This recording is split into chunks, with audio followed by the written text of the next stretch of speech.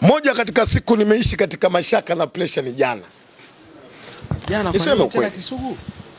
Baada ya kukaa kupita kwenye mitandao ya kijamii kuona Ahmed Arajiga ndio anakwenda kuwa muamuzi wa kwenda kutuamulia mechi yetu dhidi ya Yanga. Wallahi niseme nisiwe mnafiki. Mimi mwanadamu, iko siku ndondoka katika dunia. Lazima ukweli niseme, pressure ikaanza kupanda kwa. Una pressure ya nini Kisugu wakati video support iko pale Kisugu? Binafsi kabla kuiangalia video support, tunamwangalia kwanza aniyekwenda kufanya maamuzi ambaye mwisho wa siku yeye ndio atakwenda kuiangalia video support ya Ahmed Arajiga. Leo hii ngwale niseme ukweli, hayuko mwana Simba duniani mwenye asilimia hata 50 ya kuamini Arajiga kwenda kufanya maamuzi katika mechi za Simba. Hayupo.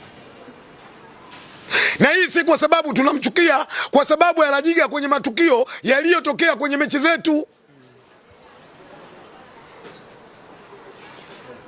Ngwale hapa nisikize kwa kituo. Leo kuna wana Simba wanaamini kabisa moja katika waamuzi ambao umesababisha Simba kukosa ubingwa wa NBC ni Ahmed Arajiga. Mechi na Azam. Clear penalty. Ngwale leo unapomtajia mwana Simba Ahmed Arajiga ni sawasawa unachukua sindano ya moto na kwenda kuweka kwenye kikovu cha kidonda ambacho kilichopona.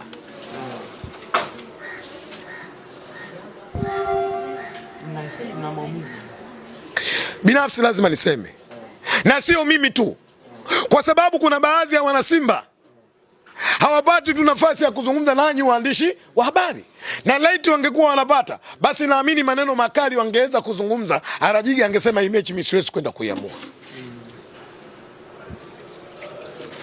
Namuomba sana Ahmed Arajiga, mimi ni ndugu yangu, tunazungumza, amepewa dhamana ya kwenda kuamua, ende akamue, atakayepata ushindi kwa haki apate. Hata iko Young Africans mpata ushindi wa haki apate. Apewe. Yes. Ikiwa Simba naye apewe. Tunachotaka sisi Ahmed Arajiga ni kwenda kutafsiri sheria 17 kila mmoja aliziki.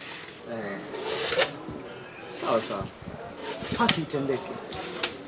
Leo Ahmed Arajiga amepewa dhamana. Yawezekana kuna watu leo kama kwenda kutafsiri sheria 17 timu yake moja ikasababisha kutokupata matokeo, anaweza kwenda kusababisha wanadamu wakaaga maisha, yeye akawa sababu ya kuaga maisha. Maamuzi yake anaweza kaleta majonzi kwenye bahari. Leo Ahmed akae. Kwa nini ajitafakari Ahmed? Kwa nini wana Simba hawana imani naye?